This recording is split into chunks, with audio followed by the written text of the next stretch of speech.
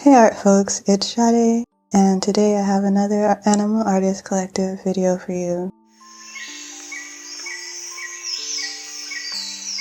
If you don't know about the Animal Artist Collective, it was founded by Denise Soden and Jennifer Charlie in an effort to bring together YouTube artists and also to spread awareness about animal conservation. This month's theme was reptiles.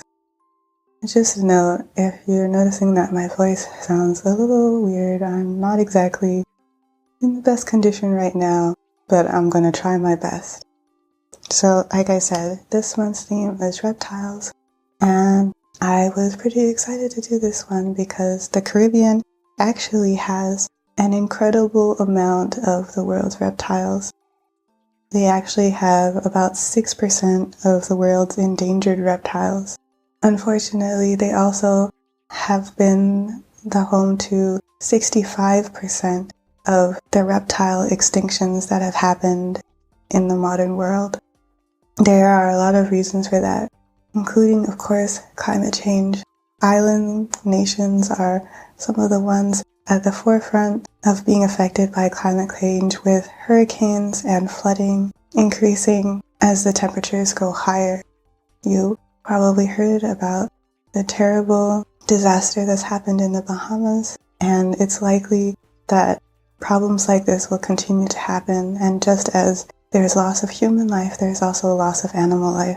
In addition to these kinds of loss of habitat, there is also another very big issue, and that's poaching. People from all over the world, but apparently particularly European nations like Germany and the Netherlands, read scientific papers, go to the Caribbean, and figure out where newly discovered endangered species are, just to smuggle them out and list them on the black market of pet trading. About 40% of the rare and endangered reptiles of the Caribbean are listed in the international market, and that's just what we know about. And that is the big threat to the little guy that I'm painting today. Today I'm painting the Union Island gecko.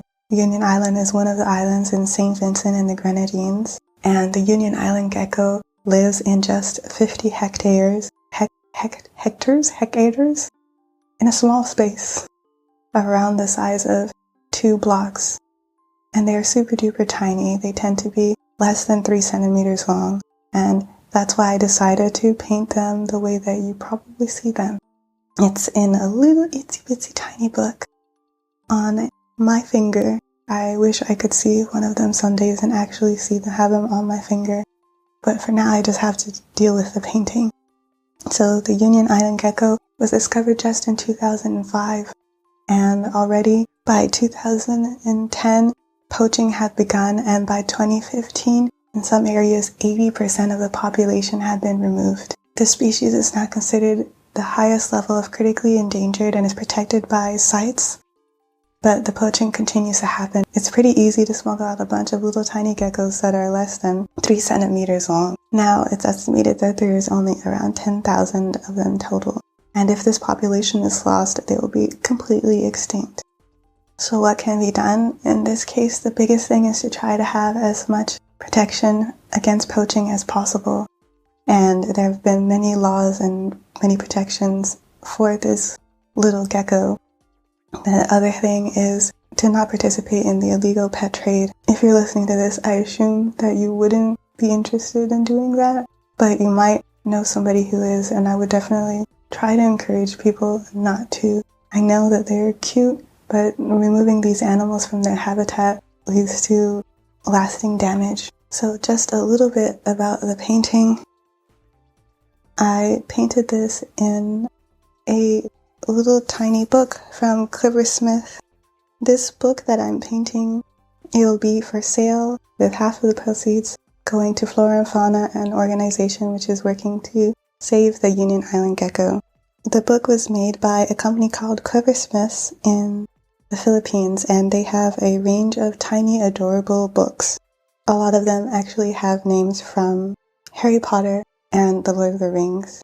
The size that I'm showing you is the Flitwick roll, and you can get it with a range of different papers. Painting this gecko, as you can see, he's super duper tiny. I decided to paint him life size. So he's about 3 centimeters long enough to fit on the tip of your finger.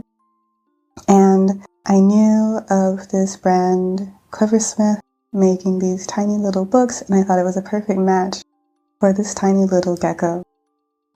It was really difficult painting this small. I've never painted this small before. I thought it would be a lot easier, but it was quite difficult.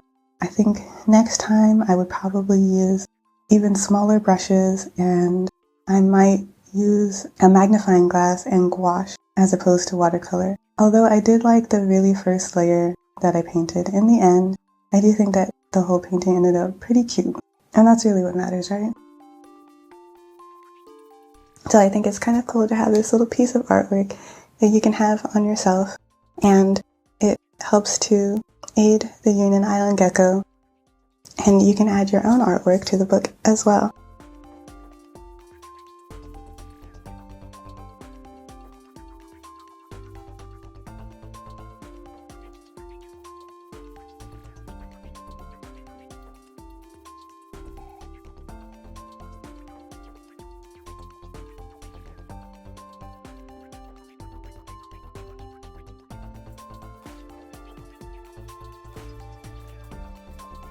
Thank you so much for watching. Please check out everybody else's videos. There are some amazing, super duper beautiful paintings coming out this month, and I'm really excited to see the videos too.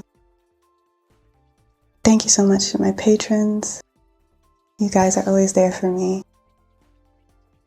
And if you want to see behind the scenes videos, definitely go check it out. See you guys next time, and until then, be gentle with yourself.